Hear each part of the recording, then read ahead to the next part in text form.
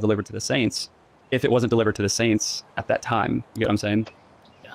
I guess, have you read the Book of Mormon before? I have, yeah. And I struggle with things on like the works-based stuff that it has in there about you're saved after all that you can do. I struggle with the Mormon doctrines that finite man can become a god someday, because the very nature of being God is that you're uncreated, right? Genesis says that in the beginning, God was in the beginning and he spoke all of creation into existence. Like no one created God.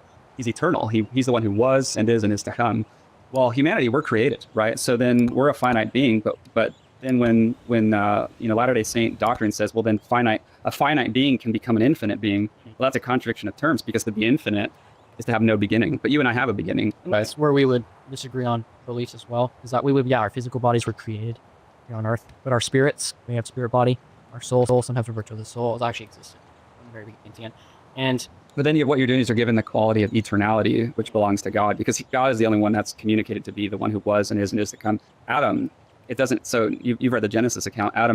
God forms him from the dust, and actually says that God then breathes the breath of life into Adam. So then, right, but that's not. It's a created act where Adam then comes into being. It doesn't actually say that Adam who already existed enters into the physical space. It's Adam is born, like he's created for the first time, and that's what it means to be God's creation. Because if we're not God's creation, like if God didn't make us, if we didn't have a starting point, if we are eternal, if we have eternal souls, that gives us the same quality of God, that we are also the one who was and is to come.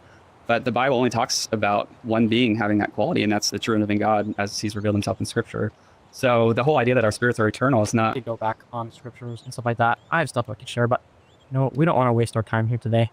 And we don't want to waste your time. We know you've taken time to meet with us and to step outside to us. We really appreciate that. Hey, look, I don't think anything that is discussing the nature of truth is a waste of time. Contrary to what you're saying, Yeah, no, for sure. we should be seekers of the truth. And if I'm saying, hey, I think this is an error, that this is actually a deviation from what God has already revealed, that's something that should be worth considering, knowing that none of us are perfect and all of us fall into error. We all fall short. And Muslims, they truly believe. Think about the Muslims at 9/11. They truly believed that they were giving their lives for God. But would you say that they were giving their lives really for the true and living God, based on what they were doing to murder all those people, with the act of 9/11? I would say no, but they truly believed it, and they could not be persuaded otherwise. And that just shows the deceitfulness of the human heart, where we can fall into error. And so I do think the discussion of what is the nature of truth is so important. So I don't think this time is wasted. All that to say.